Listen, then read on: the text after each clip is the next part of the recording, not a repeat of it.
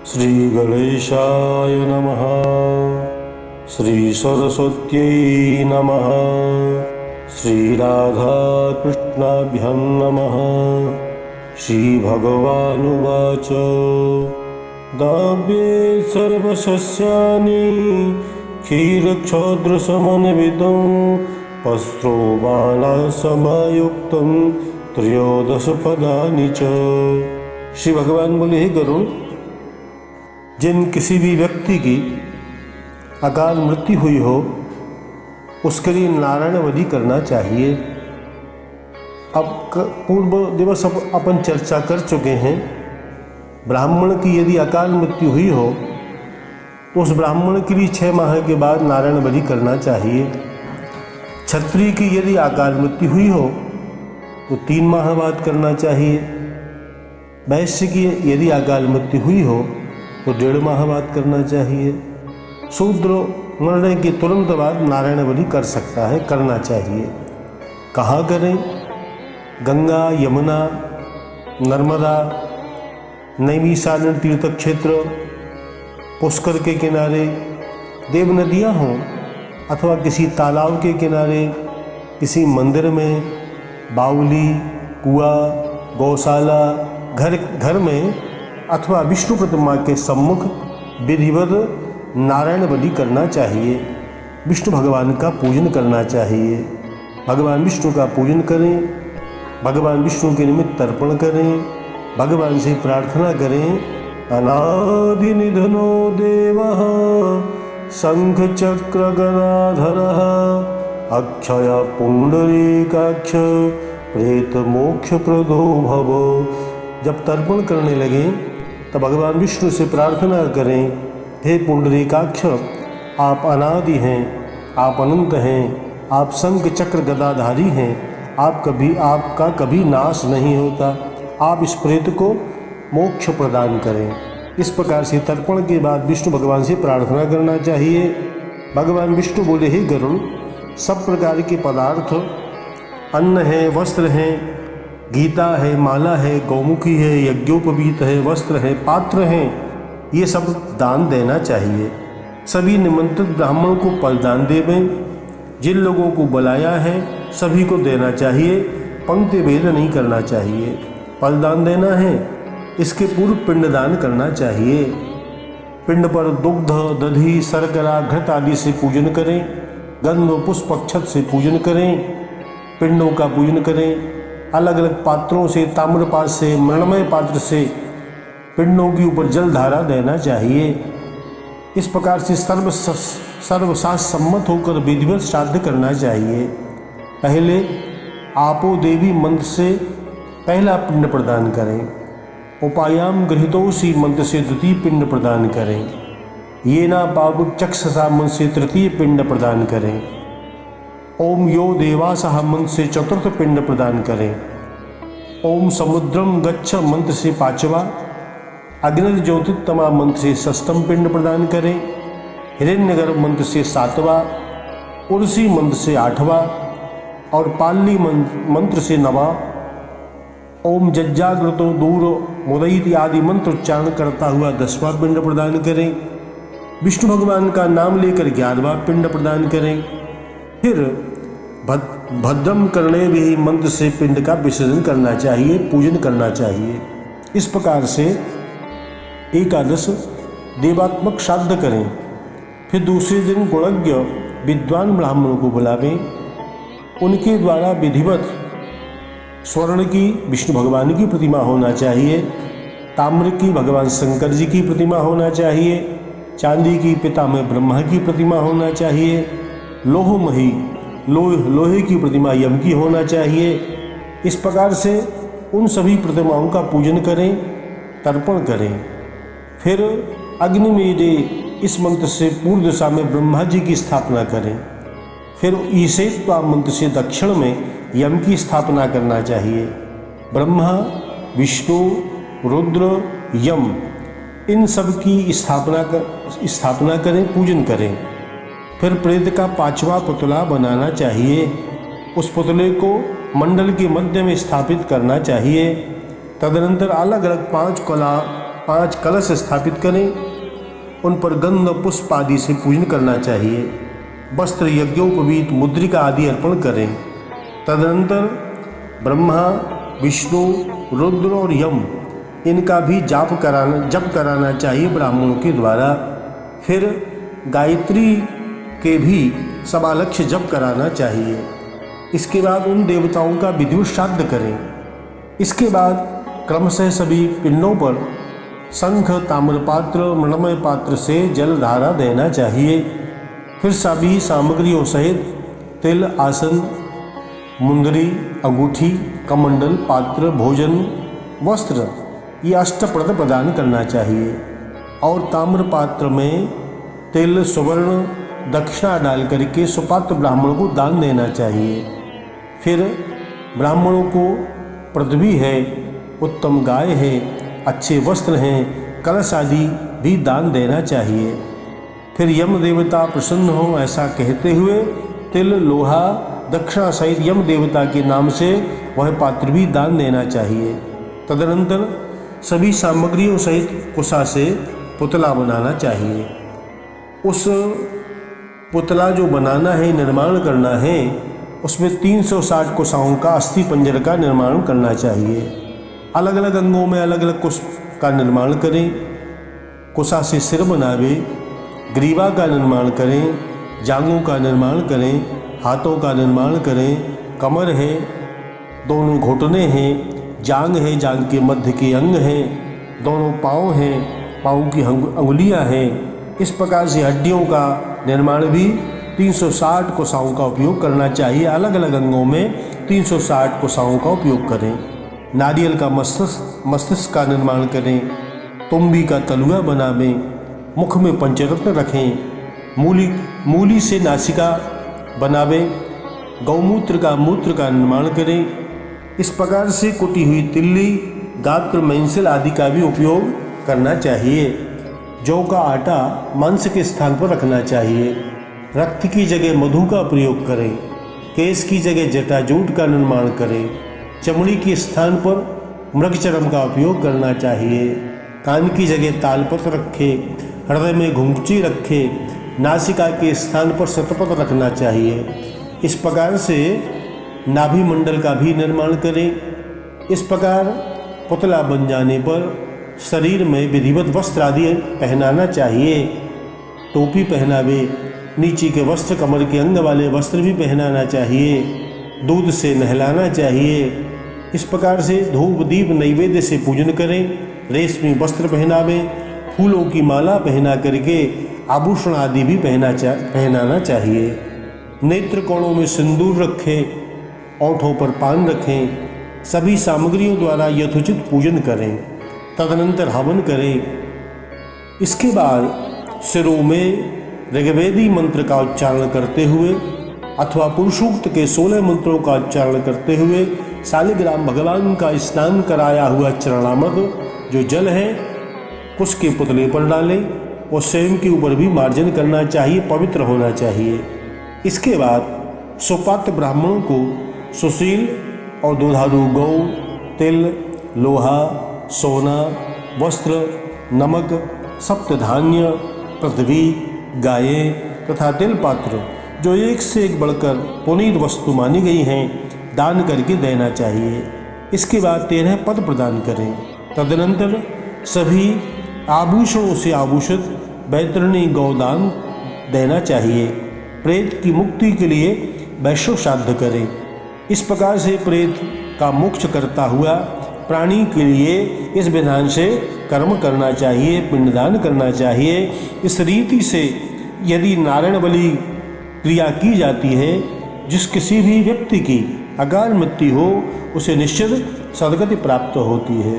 श्री भगवान बोले, हे खगेश्वर, कार्तिक आदि शुभ महीने में पूर्णिमा आदि शुभ तिथि में शुभ दिन विधिवत वृषोत्सर्ग कर्म करना चाहिए। इसके साथ ही इसके पूर्व विवाहोत्सर्जन, नांदीमुख श्राद्ध करें, वृष का संस्कार करें, बछड़े का पूजन करें, अग्नि स्थापित करना चाहिए। अब ये कहाँ करें? भगवान बोले, किसी देव नदी के किनारे पर या किसी बावली के पास या कुएं के पास या गौशाला में। गौशाला का महत्व कुछ ज़्यादा ही हुआ करता है। गौशाला में भगवत भजन करना, गौशाला में अनुष्ठान करना, गौशाला में अपने बच्चों के संस्कार कराना। यदि गौशाला में किसी व्यक्ति के प्राण निकलते हैं, वह भी सदगति प्राप्त करता है, 80,000 वर्ष तक स्वर्ग में आनंद भोगता है। तो गौशाला में भी ये सब कर्म कर सकते हैं। सर्वप्रथम विवाह विधि द्वारा ब्राह्मणों के द्वारा स्वस्ति वाचन करावें, फिर पात्राच्छादन पूर्वक उपमान कुशादि का संग्रह करके ब्राह्मणों के द्वारा हवन करावें, फिर हरि मंत्र का उच्चारण करते हुए प्रथम अग्नि में घी और खीर की आहुतियाँ देना चाहिए। फिर भगवान अग्नि, रुद्र, सर्व, पशुपति, आसन, भव, महादेव, ईशान और यम, इन अंग देवताओं का नाम लेकर आहुतियाँ देना चाहिए। फिर सुपारी सहित विधिवत शुष्क होम करना चाहिए। वरुण को क्षीर की आहुति देना चाहिए। पहली प्रायश्चित की आहुति प्रजापति के निमित्त देना चाहिए। फिर गौमूत्र का प्राशन करके प्रणीता छोड़ें। मृत्यु व्यक्ति के धन में से ब्राह्मण को दक्षिणा देना चाहिए और षडंग रुद्र मंत्र का जप करना चाहिए, तो प्रेत तर जाता है, मुक्ति प्राप्त कर लेता है। षडंग रुद्र मंत्र कौन सा? ओम नमः शिवाय, ये मंत्र का जप करना चाहिए। इसके बाद क्या करें? एक रंग का बछड़ा और उसी रंग की बछिया को भी लाना चाहिए। इन दोनों को विधिवत स्नान करावें, सभी अलंकारों से अलंकृत करें, फिर उन दोनों को वस्त्र आदि पहनाकर मंत्रोच्चारण पूर्वक उनकी पूछ से तर्पण करना चाहिए, तो प्रेत प्रेतता से मुक्ति प्राप्त कर लेता है। तदनंतर ब्राह्मणों को दक्षिणा देना चाहिए। इसके बाद बछिया का दान करें और वृक्ष को छोड़ देना चाहिए नांदिया बनाकर। फिर यथाशक्ति श्राद्ध करें। इस प्रकार से जो व्यक्ति, जो उत्तराधिकारी सविधि वृषोत्सव पूर्वक प्रेत के मोक्षार्थ ऊर्ध्वदेह कर्म करता है, तो उसे मुक्ति प्राप्त हो जाती है। श्री भगवान उवाच यथा धेनु सहस्रेषु वत्सो विन्दति मातरम् एवं पूर्वकृतं कर्म कर्तारम् उपगच्छति। श्री भगवान बोले, हे गरुड़, जैसे हजारों गौओं के बीच में बछड़ा अपनी माँ को खोज लेता है, इसी प्रकार से प्रत्येक प्राणी के पूर्व जन्मकृत शुभाशुभ जो भी कर्म है करने वाले कर्ता को खोज लेते हैं और उनके साथ ही चलते हैं। भुवन भास्कर दिवाकर सूर्यनारायण भगवान, वरुण देवता, भगवान विष्णु, पितामह ब्रह्मा, चंद्रदेव, अग्निदेव और भगवान शंकर, ये सभी देवता भूमि दान करने वाले मनुष्य का अभिनंदन करते हैं, स्वागत करते हैं। भूमि दान के समान कोई दान नहीं है। नास्ति भूमि समम दानम दानिर्नास्ति समो विधि नास्ति सत्य समो धर्मो नान्यतात्पातकम परम। भूमि दान के समान कोई दान नहीं है, दान के समान कोई विधि नहीं है, सत्य से बढ़कर कोई धर्म नहीं है और झूठ से बढ़कर कोई पाप नहीं है। अग्नेरपत्यम प्रथमं सुवर्णम भूमिस्त्यथा सूर्यसुता च गावः लोकत्रयं तेन भवेत् प्रदत्तं या कांचनम गाम च महिम च दद्यात्। अग्नि का पुत्र सुवर्ण है। भूमि और गौ ये दोनों सूर्य की कन्याएं हैं। अतएव जो मनुष्य भूमि, सुवर्ण और गौ का दान करता है, वह सारी त्रिलोकी के दान के पुण्य का अधिकारी हो जाता है। गौ माता की सेवा करने से, गौ की परिक्रमा करने से, गौ के दोहन से, पृथ्वी का पालन करने से, पृथ्वी का भूमि का दान देने से, विद्या का अध्ययन करने से, विद्या का दान देने से, प्राणी का नरक से, ये तीनों नरक से उद्धार करती हैं। किसी प्राणी ने अगणित और भयानक बड़े बड़े पाप किए हों, वह भी यदि गौ घूमने भर मतलब 5-7 फीट जमीन का भी यदि दान देता है ना, तो वह हर प्रकार से शुद्ध हो जाता है। हरित भूमिं च लोभेन लोभदोषादि विषयः स याति नरके घोरे यस्तम न परिरक्षति।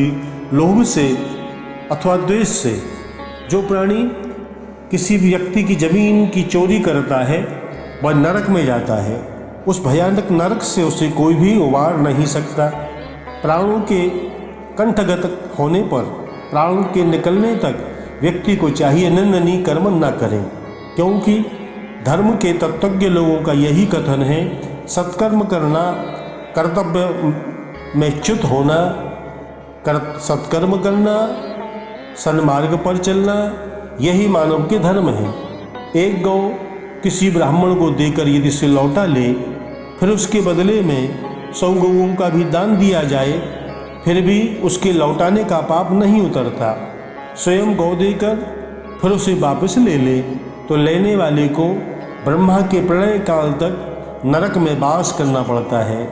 जीविका के अभाववश दुर्बल और विद्वान ब्राह्मण को दान देने से अक्षय फल की प्राप्ति हुआ करती है। इस प्रकार दुर्बल को दान देने की बड़ी महिमा है। जो ब्राह्मणों का धन हरण करते हैं वह 60,000 वर्ष तक विष्ठा के क्रमी बने रहते कीड़े बनते हैं। प्रेमवश भी ब्राह्मण का धन खाने से 7 कुल जल करके भस्म हो जाते हैं।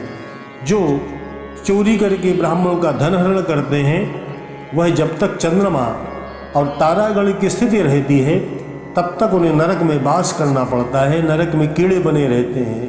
कदाचित कोई व्यक्ति, साहसी पुरुष, बलवान व्यक्ति लोहे की चूर्ण खाकर हजम कर सकता है, पर ब्राह्मण का धन खाकर हजम कर लेने वाला व्यक्ति तीनों लोकों में नहीं दिखाई देता, अर्थात उसे पापों का फल भोगना ही पड़ता है।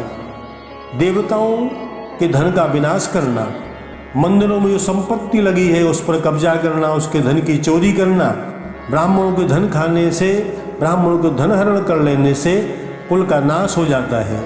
यदि विद्या विहीन ब्राह्मण को दान ना दिया जाए, मूर्ख व्यसनी ब्राह्मण को दान ना दिया जाए तो उस मूर्ख ब्राह्मण का अपमान नहीं होगा। जिस प्रकार से प्रज्वलित अग्नि को छोड़कर राख में यदि हवन करते हैं तो फल की प्राप्ति नहीं हुआ करती। संक्रांति को हव्य और कव्य युक्त दिए हुए दान से 7 कल्प तक सूर्य के द्वारा व्यक्ति को दान जनित शक्ति प्राप्त हुआ करती है। संक्रांति के समय दान देने का विशेष महत्व हुआ करता है। जो व्यक्ति, जो पापी हैं, जल की बांध तोड़ते हैं, ऐसे व्यक्ति भी बड़े भारी पापी माने जाते हैं। ऐसे पापी जल की बांध तोड़ने वाले गौ का दान दें, बैल का दान दें, तभी ही शुद्ध हुआ करते हैं।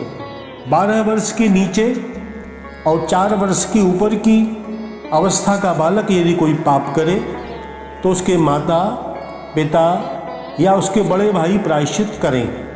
बाल्यावस्था में यदि कोई पाप हो जाए तो बालक को कोई पाप नहीं लगता, उसे यमदंड भी नहीं मिलता, उस पाप का प्रायश्चित भी नहीं होता। इसलिए बालकों के पाप कर्म करने पर भी दान आदि दें तो बहुत अच्छा होगा। जिन लोगों की मृत्यु आत्महत्या से अथवा सींग वाले पशु के द्वारा, दांत वाले पशु के द्वारा, सर्प के काटने से, चांडाल आदि के द्वारा जल में डूबकर मरे हों, अग्नि में जलकर मरे हों, हाथी के द्वारा कुचले गए हों, आंधी के द्वारा मरे हों, बिहार आदि में जिनकी मृत्यु हुई हो, ये सभी पापी मनुष्य माने जाते हैं। ऐसे लोगों के लिए विधिवत श्राद्ध करना चाहिए। ऐसे लोगों के मरने के साल भर बाद शुक्ल पक्ष की एकादशी तिथि में विष्णु तथा यम की प्रतिमा बनवाकर गंध पुष्प आदि से पूजन करना चाहिए। फिर 10 पिंड बनाकर और उन्हें शुद्ध घी मधु से तर करके कुशा के ऊपर स्थापित करना चाहिए। विष्णु तथा यम का ध्यान करता हुआ उन पिंडों पर जनेऊ, तिल आदि अर्पण करना चाहिए, तिल चढ़ाना चाहिए। इस प्रकार से दक्षिण की तरफ मुंह करते हुए चुपचाप होकर एक एक पिंड का पूजन करना चाहिए। फिर उन सबको पूजन के बाद जल में विसर्जन करना चाहिए। जल में डालते समय मृतक प्राणी के नाम गोत्र का स्मरण करता हुआ जल में विसर्जन करना चाहिए। पूर्व में गंध पुष्प धूप दीप आदि से तो पूजन कर ही चुके हैं। हे गरुड़, इस तरह से पूजन करें। ब्राह्मणों को बुलाना चाहिए। वे ब्राह्मण कुलीन, विद्वान, तपस्वी, सदाचारी हो। उनकी संख्या 9 हो, 7 हो, 5 हो अथवा जितनी सामर्थ्य हो उतने ब्राह्मणों को निमंत्रित करें। दूसरे दिन मध्याह्न के समय में यम तथा विष्णु भगवान का पुनः पूजन करें। आमंत्रित ब्राह्मणों को उत्तराभिमुख करके बैठा लें और आवाहन, अर्घदान आदि उपचारों द्वारा विष्णु बुद्धि से उनका पूजन करना चाहिए। प्रेत का नामोच्चारण करता हुआ जनेऊ अर्पण करें। इस प्रकार से प्रेत, यम तथा विष्णु भगवान का स्मरण करता हुआ श्राद्ध करें। पिंडदान के समय अन्य पितरों का भी नामोच्चारण करना चाहिए। 10 पिंड देकर विष्णु, भगवान शंकर, यमराज तथा प्रेत को एक एक पिंड प्रदान करें। ब्राह्मणों को भोजन करावें। फिर ब्राह्मणों को तांबूल, दक्षिणा सहित दान देना चाहिए। एक ब्राह्मण को गौ दान दे, भूमि का दान दे, तीसरे ब्राह्मण को स्वर्ण का दान दे। श्राद्ध से अवशिष्ट अन्न मित्रों के साथ, बांधवों के साथ स्वयं भी भोजन करें। जिस समय भोजन करने बैठे मौन होकर के भोजन करना चाहिए। ये श्राद्ध में तो विशेष नियम है ही। हमेशा वैसे भी जब भी आप भोजन करने बैठें, हाथ पैर धोकर कुल्ला करके आसन पर बैठकर पूर्व या उत्तर की तरफ मुँह करते हुए भोजन करना चाहिए। भोजन करते समय मौन रहना चाहिए। ऐसा करने से प्राणी स्वर्गलोक का अधिकारी होता है। यदि कोई मनुष्य धोखे से जल में डूबकर मरा हो, उसके भी इसी प्रकार से क्रियाएं करना चाहिए। यदि सर्प के काटने से किसी की मृत्यु हुई हो तो क्या करें? एक स्वर्ण का नाग बनावें, एक सोने का नाग बनावें, दूसरा मिट्टी का नाग बनाएं। शुक्ल पक्ष या कृष्ण पक्ष पंचमी को पूजन करना चाहिए। इसके बाद 2 आटे के नाग भी बनाना चाहिए, उनका भी पूजन करना चाहिए। अर्घ, अक्षत, पुष्प, गंध, चंदन, धूप, दीप, नैवेद्य, दक्षिणा सहित विधिवत पूजन करना चाहिए। फिर उन नागों का पूजन कर दिया, फिर कच्चा जौ का आटा कटोरी में रखें, उसमें दूध डालें, घोल तैयार करें। उन नागराजों के आगे घोल बना करके कटोरी सामने रखें। फिर उनसे प्रार्थना करें, हे नागराज, आप अपना उत्तम निधि छोड़िए, प्राणी को सद्गति प्रदान करिए। इस प्रकार से प्रार्थना करना चाहिए। तदनंतर वह स्वर्ण निर्मित नाग सुपात्र ब्राह्मण को देना चाहिए, दान करना चाहिए। उसके साथ गोदान देकर कहे कि मेरे इस कार्य से नागराज प्रसन्न हो। यदि शास्त्रोक्त विधि से ऐसी क्रिया करे तो सर्प के काटने से किसी की मृत्यु हुई हो, जल में डूबकर मरा हो, कैसी ही मृत्यु हुई हो, वह व्यक्ति अपनी प्रेतता को त्याग कर स्वर्गगामी हो जाता है। यदि मृतश्चेत् प्रेतस्य प्रोषिते सति मासश्चेतु परिज्ञातस्तद्दर्शिष्यान्मृथान्हिकम्। यदा मासो न विज्ञातो दिनमेव वा तदा मार्गशिरे मासे माघे वा तद्दिनं भवेत्। श्री विष्णु भगवान कहते हैं, हे गरुड़, यदि किसी प्रवासी कोई व्यक्ति यात्रा कर रहा है और मृत्यु को प्राप्त हो गया है, महीना तो ज्ञात है उसका, किंतु तिथि का पता न हो, तो उसको उस महीने की अमावस्या तिथि को मृतक कार्य करना चाहिए। यदि तिथि का पता हो किंतु मास का पता न हो तो अगहन महीना, मार्गशीर्ष महीना माने या माघ महीना मानते हुए उसी तिथि में उसका कार्य करना चाहिए। यदि मृतक के मरने का दिन और मास दोनों ही ना मालूम हो तो जिस दिन प्रथम बार मरने का समाचार प्राप्त हो उसी को वह मरण दिन मान ले और उसी को वह तिथि मानते हुए वह कार्य करते रहना चाहिए, श्राद्ध करते रहना चाहिए। यदि कोई घर में मृत्यु को प्राप्त हुआ हो तो बराबर 11 दिनों तक सूतक लगता है। उन सूतक के दिनों में न किसी को खिलावे ना दूसरे लोगों का भोजन करें, क्योंकि सूतक के दिनों में खाने खिलाने वाले दोनों ही रौरव नरक में जाते हैं। यदि दाता और भोक्ता का सूतक का ज्ञान न हो तो छिपाने वाले को दोष लगा करता है। उपयुक्त विधि से यदि ऐसे व्यक्ति की जिसके मरण की तिथि तथा दिन पता न हो तो विधिवत कर्म करे तो प्रेत तर जाता है। सुकृतस्य प्रभावेण स्वर्गो नाम भवेन्नृणाम भूमौ सौख्यानि रूपं च बलम बुद्धि पराक्रमः। पुण्य के प्रभाव से प्राणी स्वर्गलोक का अधिकारी हुआ करता है। वहाँ से सुख भोग कर यदि मृत्युलोक में जन्म लेता है तो रूपवान होता है, बलवान होता है, बुद्धिमान हुआ करता है, पराक्रम आदि स्वतः उसे प्राप्त हो जाते हैं। वेद का वचन सत्य है कि पुण्यवान मनुष्य इस लोक और परलोक में सर्वत्र सुखी रहते हैं। यह वेद वाक्य सर्वदा सत्य है, क्योंकि सदा धर्म की जय होती है, अधर्म की नहीं। क्षमा की ही सर्वत्र विजय होती है, क्रोध की नहीं।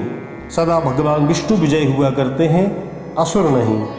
महात्मा गरुड़ बोले कि हे भगवान, हे देव देवेश, कृपा करके मुझे दान की महिमा और बैतरणी का प्रमाण बतलाइए।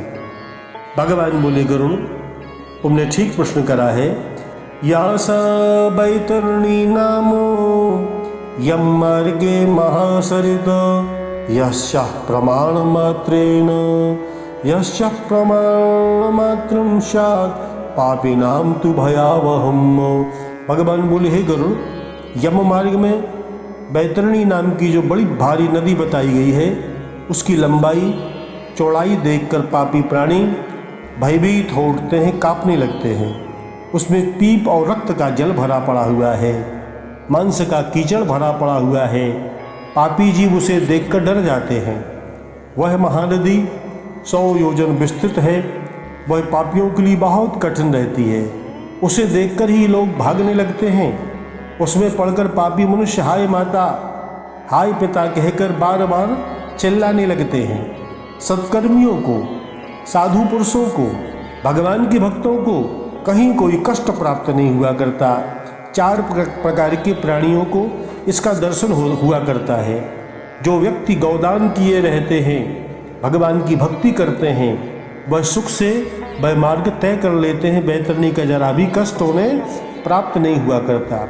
बाकी के लोग जो पापी मनुष्य हैं, वे बैतरणी के कष्ट को अवश्य भोगते हैं। मातरम पितरम संतम आचार्यम गुरुमेव च अवजानन्त ये मूढ़ास तेषां बैतरणी नदी ही। जो मूर्ख माता पिता संत आचार्य गुरुजनों का अपमान करते हैं, इन्हें सताते हैं, वे बैतरणी के कष्ट को अवश्य भोगते हैं। सच्चरित्रा, स्वस्थ और अपने धर्म पर स्थित स्त्री को जो छेड़ते हैं, सताते हैं, वे भी बैतरणी के कष्ट को अवश्य भोगते हैं। विश्वासघाती मनुष्य विश्वासघात मालिक के साथ करें या मित्रों के साथ करें। तपस्वियों को जो लोग सताते हैं, स्त्रियों को जो सताते हैं, उनका धन करते हैं, बच्चों को जो सताते हैं, दुखी प्राणियों को जो सताते हैं, वे भी निश्चित बैतरणी के कष्ट को अवश्य भोगते हैं। जो लोगों का घर फूंक देते हैं, जो लोगों का घर जलाते हैं, झूठी गवाही देते हैं, विष देकर मारते हैं, किसी को हत्या करते हैं, मदिरा पान करने वाले लोग, यज्ञ में बाधा डालने वाले लोग, जो कभी अन्नदान नहीं करते, पर्व काल में दुष्कर्म करते हैं, जो कथा में विघ्न डालते हैं, स्वयं दी हुई वस्तु हर लेते हैं, ठेल की मैल तोड़ने वाले लोग, पुल डहाने वाले लोग, दुष्कर्म करने वाले लोग, जो ब्राह्मण होकर के रस का विक्रय करता है, दुष्ट मनुष्यों के साथ रहते हैं। जो भी सामान्य जन है या ब्राह्मण है, जो व्यक्ति गौओं को जल नहीं पीने देता, कन्याओं को बुरी दृष्टि से देखता है, जो कंजूस हैं, नास्तिक हैं, जो वृद्धों की सेवा नहीं करते, दूसरों से डाह रखते हैं, क्रोध करते हैं, अपनी ही बात ऊपर रखते हैं। ऐसे कृतघ्न और स्वजनों को कष्ट देने वाले पापी चिरकाल तक बैतरणी के कष्ट को भोगते हैं। कदापि भाग्य योगेन तरणेच्छा भवेद् यदि सानुकूला भवेद्येन तदा कर्णय काश्यपो। भगवान बोले भाग्य योग से कभी उसे पार करने की इच्छा हो तो उपाय इस प्रकार है। सूर्योत्तरायण हो, व्यतिपात योग हो, चंद्र ग्रहण हो, सूर्य ग्रहण हो, संक्रांति का समय हो, अमावस्या हो, पूर्णिमा हो, पुण्यकाल हो, एकादशी तिथि हो। कोई पुण्यकाल हो तो बहुत अच्छी बात है, नहीं तो जब इच्छा हो तभी। स्वयं भगवान ये बात कह रहे हैं कि जब इच्छा हो तभी श्रद्धापूर्वक उत्तम दान दें। क्यों?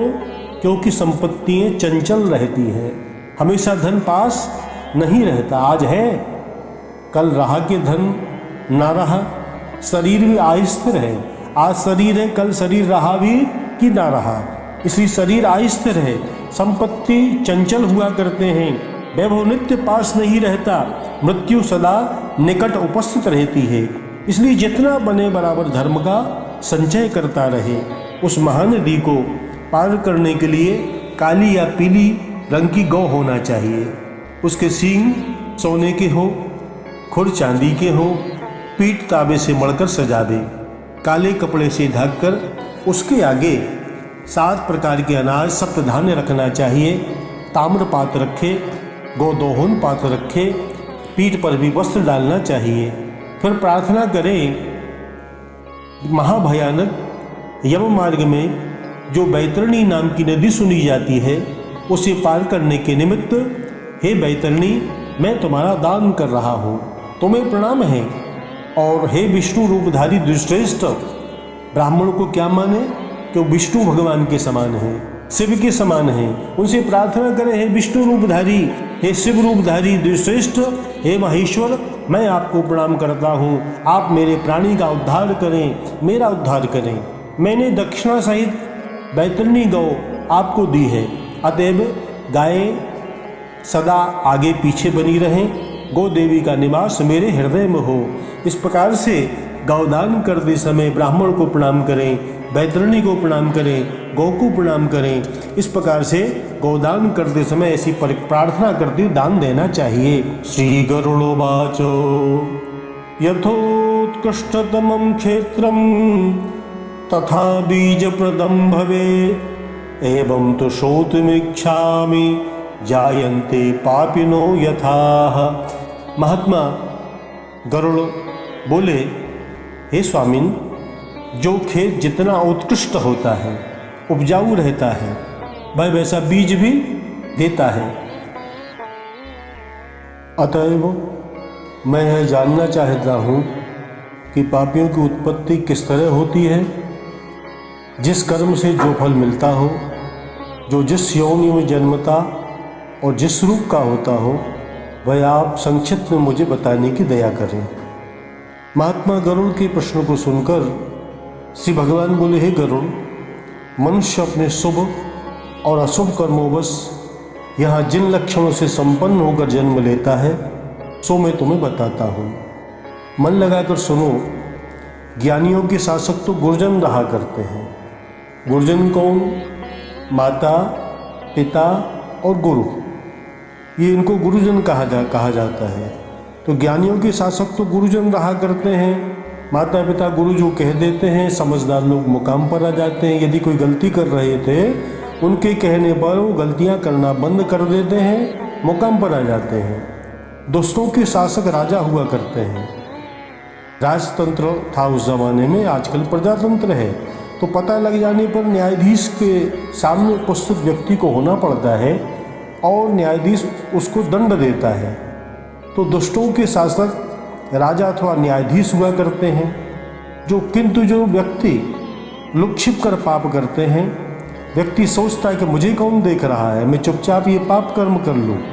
तो छिपकर पाप करने वाले व्यक्ति को यमराज के द्वारा दंड अवश्य प्राप्त हुआ करता है।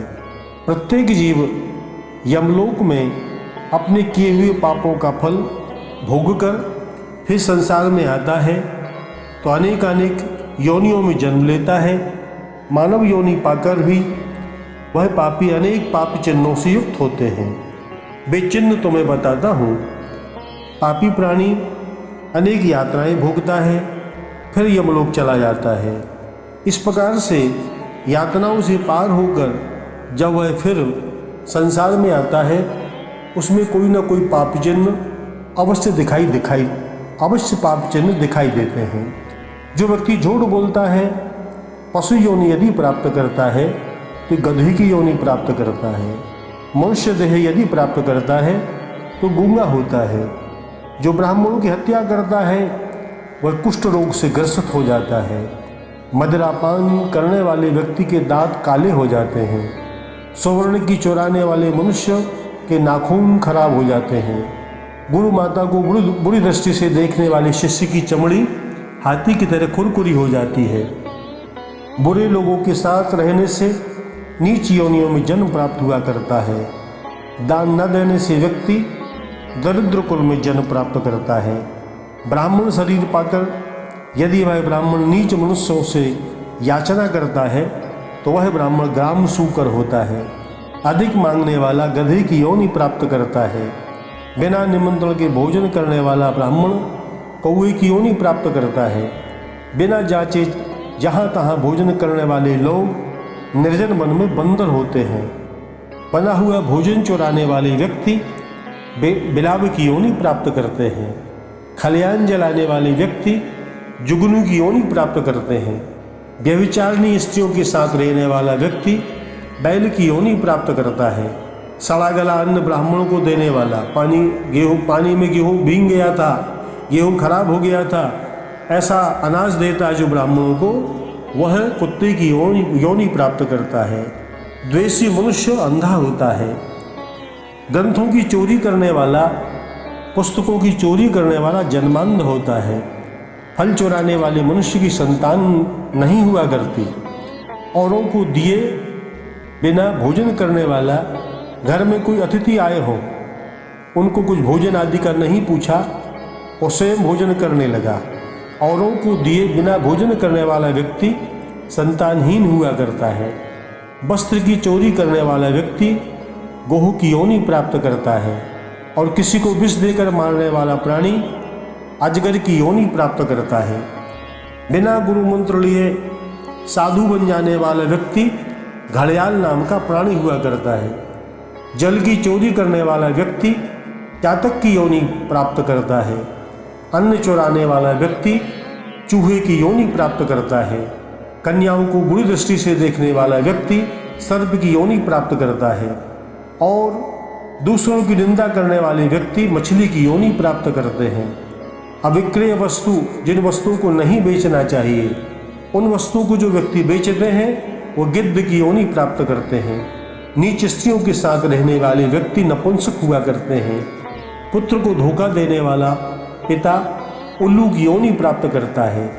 किसी के यहाँ एकादशाई को 11वें दिन भोजन करने वाला व्यक्ति कुत्ते की योनि प्राप्त करता है। ब्राह्मणों को कोई वस्तु देने के लिए कह दी हो और मुकर जाए कि मैंने कब कहा था आपको, मैंने नहीं कहा था, तो ऐसा मुकर जाने वाला व्यक्ति सियार की योनि प्राप्त करता है। रानी के साथ व्यभिचार करने वाला ग्राम सूकर हुआ करता है। ब्राह्मणों के जो व्यक्ति निंदा करते हैं वह कछुए की योनि प्राप्त करते हैं। फल बेचने वाला व्यक्ति अभागा होता है। शूद्रों के साथ रहने वाला व्यक्ति भेड़िया की योनि प्राप्त करता है। जो व्यक्ति अग्नि को पैर से स्पर्श करता है वह बिलाव की योनि प्राप्त करता है। सुगंधित पदार्थों की चोरी करने वाला व्यक्ति दुर्गंधी का कीड़ा हुआ करता है। कन्या का हत्या करने वाला व्यक्ति चांडाल हुआ करता है। परद्वेषी, जो व्यक्ति दूसरों से द्वेष रखते हैं वह, और वस्त्र की चोरी करने वाले जो लोग हैं वह धोबी की योनि प्राप्त करते हैं। जो व्यक्ति पैर से अग्नि को स्पर्श करता है वह बिलाव की योनि प्राप्त करता है। सुगंधित पदार्थों की चोरी करने वाला व्यक्ति दुर्गंधित पदार्थों की कीड़ी हुआ करते हैं। कन्या की हत्या करने वाला व्यक्ति बड़े बड़े पापों का फल भोगा करता है। परद्वेषी, और वस्त्र की चोरी करने वाला व्यक्ति धोबी हुआ करता है। स्वामी घाती पापी उस पत्थर का कीड़ा होता है। धर्मघाती पुरुष शमशान का गिद्ध होता है।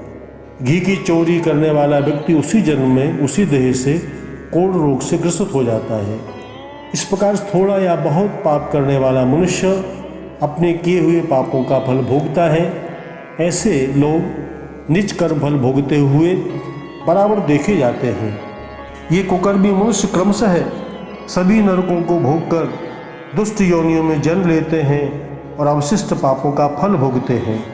हे गरुड़, वे लोग सैकड़ों जन्म तक नीच योनियों में चक्कर काटते हैं और अपने शुभाशुभ कर्मों का फल भोगते हैं। इस प्रकार से कर्म फल भोगते हुए जब पाप और पुण्य समान हो जाते हैं तब उन्हें मनुष्य देह प्राप्त हुआ करती है। इंद्रिय, मन, प्राण, ज्ञान, आयु, सुख, धैर्य, धारणा, प्रेरणा, दुख और अहंकार ये उस पुरुष को स्वतः प्राप्त हो जाते हैं। ऐसी दशा में अपने कर्मों में बंधा हुआ जीव गर्भ में प्रवेश होता है। गर्भ में स्थित जीव के लक्षण पहले ही चर्चा कर चुके हैं। हे गरुड़, इस प्रकार से 4 प्रकार की प्राणियों में जीव चक्कर काटता रहता है। बार बार जन्म और मृत्यु हुआ करती है। ऊर्ध्वगतिस्तु धर्मेण अधर्मेण अधोगतिः जायते सर्ववर्णानां स्वधर्मे वर्तनं खग। धर्म से सत्कर्म करने से जीव की ऊर्ध्वगति प्राप्त हुआ करती है। अधर्म से पाप कर्म करने से अधोगति प्राप्त हुआ करती है। अतएव हे गरुड़, मनुष्य सदा अपने धर्म पर स्थित रहे। देवत्व और मनुष्यत्व में जो विशेषताएं देखी जाती हैं वह सब कर्मों का ही फल मात्र अंतर हुआ करता है। काम क्रोध आदि के कारण कुकर्म करने वाले मनुष्य घोर नरकों में पड़े रहते हैं। सच तो यह है, वास्तविक लाभ, सच्ची विजय उन्हीं लोगों की होती है जिनके हृदय मंदिर में नील कमल समश्याम श्री कृष्ण भगवान का निवास हुआ करता है। सदा धर्म की विजय होती है, अधर्म की नहीं। सदा सत्य ही जीतता है, असत्य नहीं। अतएव जिनके हृदय में स्थिर भगवत भक्ति होती है उन मनुष्यों की कभी दुर्गति नहीं हुआ करती। श्री कृष्ण भगवान, ब्राह्मण और गंगा जी यही त्रिलोकी के सार हैं। पवित्र दशा में हो या अपवित्र दशा में जो मनुष्य कमल नयन भगवान कृष्ण का स्मरण कर लेता है वह बाहर भीतर सब तरफ से शुद्ध हो जाता है, क्योंकि भगवान के ये पवित्र नाम है। विष्णु, गरुड़ध्वज, पुंडरीकाक्ष और हरि ये सभी नाम कल्याण के भंडार हैं। जो व्यक्ति भगवान का नाम स्मरण करता है उन मनुष्यों के बड़े बड़े पाप नष्ट हो जाते हैं, हर तरफ से वह शुद्ध हो जाता है।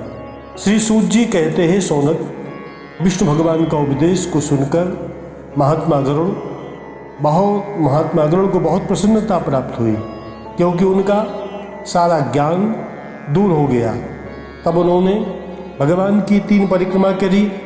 श्री विष्णु भगवान और यह गरुड़ का संवाद, यह कथा समस्त पापों को हरने वाली है। इस पुनीत कथा का स्मरण कर लेने से प्राणी को कभी भी यमराज का भय नहीं रहा करता। इसके सुनने से हजारों अश्वमेघ, सैकड़ों वाजपेयी यज्ञ का फल प्राप्त हो जाता है। इसके सुनने मात्र से सब धर्मों के करने का पुण्य फल प्राप्त हो जाता है। प्रेत कल्पमिदं पुण्यं शृणोति सा वै चयः उभौतौ पाप निर्मुक्तौ दुर्गतिं नैव गच्छत। माता पित्रोश्च मरणे सौपर्णं श्रुते तु यः पितरौ मुक्तिमापन्नौ सुतः सन्ततिमान् भवेत्। ब्राह्मणो लभते विद्यां क्षत्रियः पृथिवीं जयेत्। वैश्यो धनिकतामेति शूद्रः शुध्यति पातकात्। तस्मात् सर्वप्रयत्नेन श्रोतव्यं गाढं किल धर्मार्थकाममोक्षाणां दायकं दुःखनाशनम्। इस गरुड़ पुराण के इस पवित्र प्रेत कल्प को जो सुनते हैं, सुनाते हैं, वे दोनों पाप मुक्त हो जाते हैं। उन मनुष्यों की कभी दुर्गति नहीं हुआ करती। प्राणी के मरने पर, माता पिता के मरने पर जो पुत्र गरुड़ पुराण की कथा श्रवण करते हैं, सुनवाते हैं, वे दोनों पाप मुक्त हो जाते हैं। श्रोता संततिमान हुआ करते हैं। इसके पढ़ने सुनने वाले ब्राह्मण लोग विद्वान हुआ करते हैं, क्षत्रिय भू विजयी हुआ करते हैं, वैश्य धन को प्राप्त करते हैं, शूद्र पापों से मुक्त हो जाते हैं। अतएव प्रयत्नपूर्वक गरुड़ पुराण की कथा को श्रवण करना चाहिए। इसके सुनने मात्र से सभी प्रकार के धर्म करने से जो फल प्राप्त होता है, धर्म की प्राप्ति होती है, अर्थ की प्राप्ति होती है, काम और मोक्ष सहज में ही मिल जाते हैं और प्राणी के बड़े बड़े दुख समाप्त हो जाते हैं। आवाहनम न जानामि विसर्जनम पूजां चैव न जानामि क्षम्यतां परमेश्वरः मंत्रहीनं क्रियाहीनं भक्तिहीनं सुरेश्वरः यद पूजितं मया देव परिपूर्णं तदस्तु मे। ओम विष्णवे नमः। ओम विष्णवे नमः। ओम विष्णवे नमः। विष्णु स्मरणात् परिपूर्णास्तु। ओम